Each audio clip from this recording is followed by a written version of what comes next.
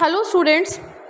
तो nationalism in India chapter की starting करते हैं फर्स्ट वर्ल्ड वॉर से, जो कि 1914 से 1918 के बीच में हुई। तो फर्स्ट वर्ल्ड वॉर में हमारे इंडियन भारतीय लोगों ने भी हिस्सा लिया। तो जब इन्होंने हिस्सा लिया तो इससे क्या हुआ, क्योंकि एक ये वॉर है, युद्ध है, तो इसके कॉन्सिक्वेंसेस भी इंडिया के लोगों को झेलने पड़े।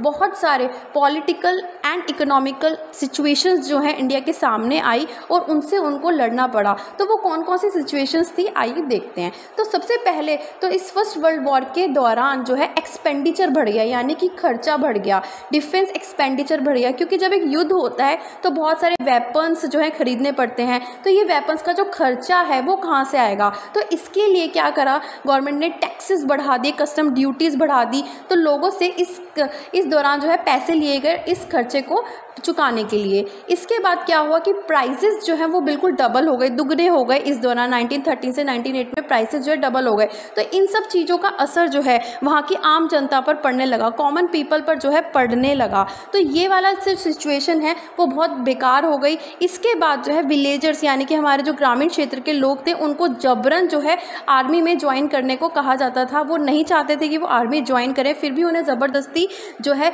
कहा जाता था कि वे आर्मी में ज्वाइन करें और युद्ध का हिस्सा बने। इसके अलावा एक एपिडेमिक हुआ, बहुत ज़्यादा इन्फ्लुएंजा एपिडेमिक हुआ, महामारी हुआ, जिससे जो किसानों की फसल है वो सारी बर्बाद हो गई और फूड की कमी हो गई, जिससे क्या हुआ, बहुत सारे लोग मारे गए। और तब एक सेंसस हुआ 1921 सेंसस के अकॉर्डिंग 12 से 13 मिलियन लोग उस महामारी की वजह से मारे गए। तो ये सारी चीज़ें थी जो फर्स्ट वर्ल्ड वॉर के बाद इंडिया ने झेली। उनको लगा कि इसको झेलने के बाद उनकी जो मुसीबतें हैं वो कम हो जाएगी, लेकिन ऐसा नहीं हुआ।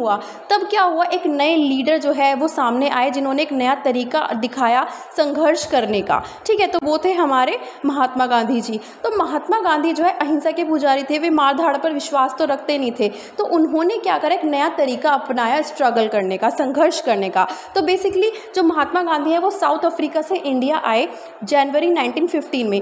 साउथ अफ्रीका में भी उन्होंने नॉन वायलेंस यानी अहिंसा का पथ अपनाते हुए जो है रेसिस्ट रिजाइम के खिलाफ सक्सेसफुली आंदोलन चालू किया। वहाँ पे जाति प्रथा थी, से रेसिस्ट सिस्टम था, यानी कि ऊंच नीच जाति पात ज़्यादा थी, तो इसके खिलाफ भी उन्होंने सत्याग्रह सक्सेसफुली लड़ा।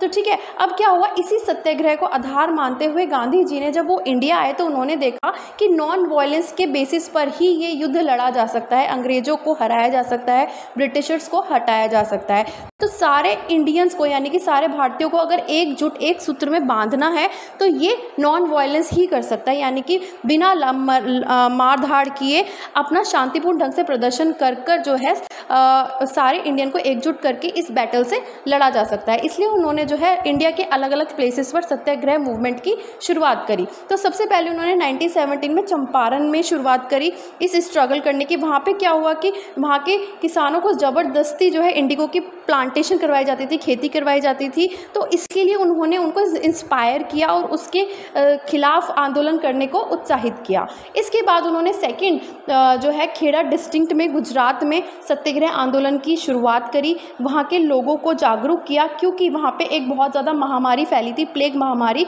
उसकी वजह से किसानों की जो फसल थी वो ख़राब हो गई थी और वो रेवेन्यू पे नहीं कर पा रहे थे। तो उस रेवेन्यू को ढील बरतने के लिए उन्होंने इस सत्याग्रह आंदोलन की शुरुआत करी।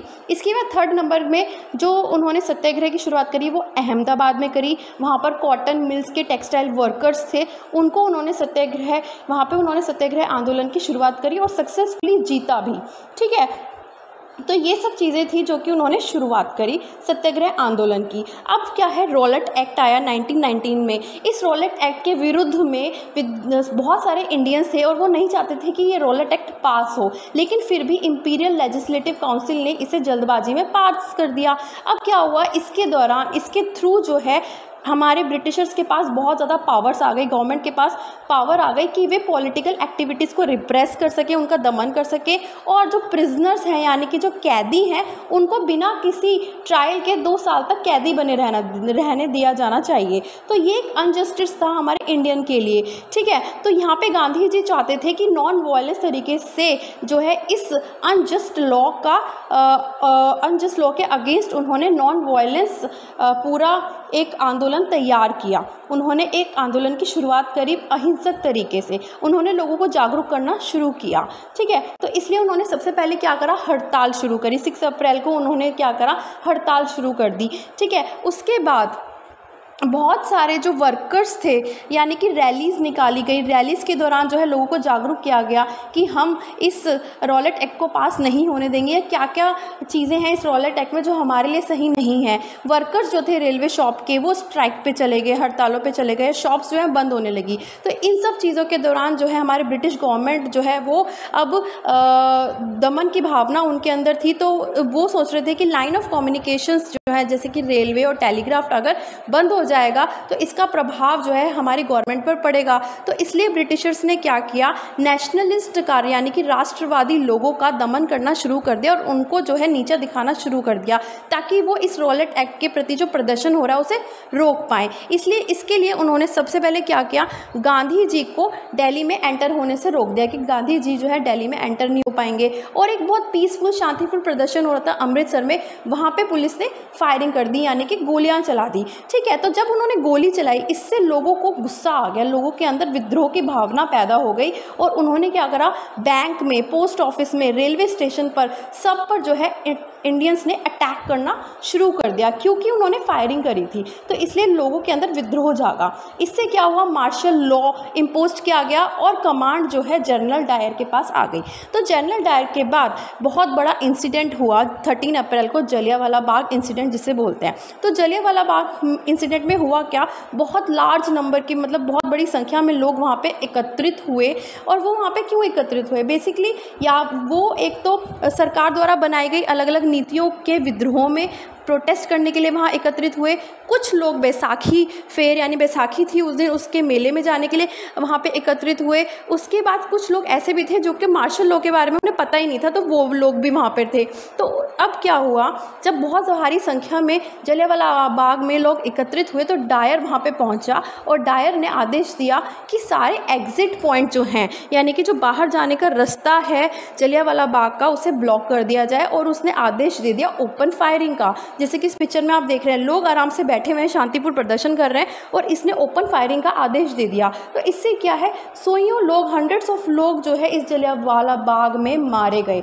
और इससे क्या हुआ, लोगों के अंदर इतना ज़्यादा क्रोध की भावना या विद्रोह की भावना पैदा हुई जिससे जो है स्ट्राइक होने लगी। लोगों ने गवर्नमेंट बिल्डिंग्स पर अटैक करना शुरू करा, पुलिस पर अटैक करना शुरू करा और चारों तरफ हिंसा फैल गई, वायलेंस फैल गई, जिससे गांधी जी ने अपना ये मूवमेंट जो है वो बंद कर दिया। क्योंकि गांधी जी चाहते थे नॉन वायलेंस तरीके से सब कुछ हो, लेकिन हिंसा यहाँ पे फैल रही थी, इसलिए गांधी जी ने ये अपना मूवमेंट वापस ले लिया। अब गांधी जी चाहते थे कि इस मूवमेंट को ब्रॉड बेस्ड मूवमेंट बनाया जाए, यानी कि चारों तरफ जो ये मूवमेंट है वो फैल जाना चाहिए। तो इसके लिए उन्हें क्या करना था, इसके लिए उन्हें हिंदू मुस्लिम को एक साथ लाना था। बिना हिंदू मुस्लिम के एक लाए हुए उनका ये सपना पूरा नहीं हो पाता। तो उस समय खिलाफत कमेटी बनी हुई थी। खिलाफत कमेटी बॉम्बे में बनी थी मार्च 1919 में। और इस खिलाफत कमेटी का उद्देश्य था कि वो खलीफा की जो पावर है उसकी शक्तियों को बचा सके।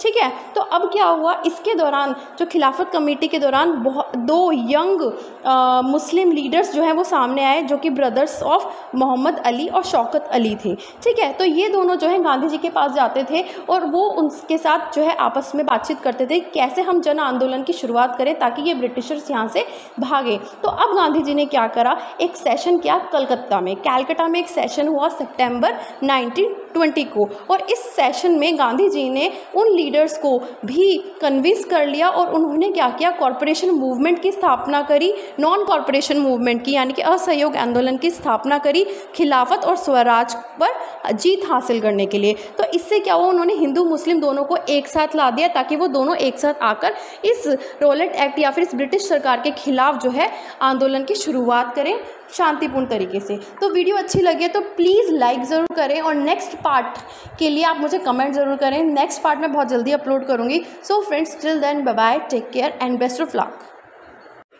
हेलो स्टूडेंट्स, तो नेशनलिज्म इन इंडिया चैप्टर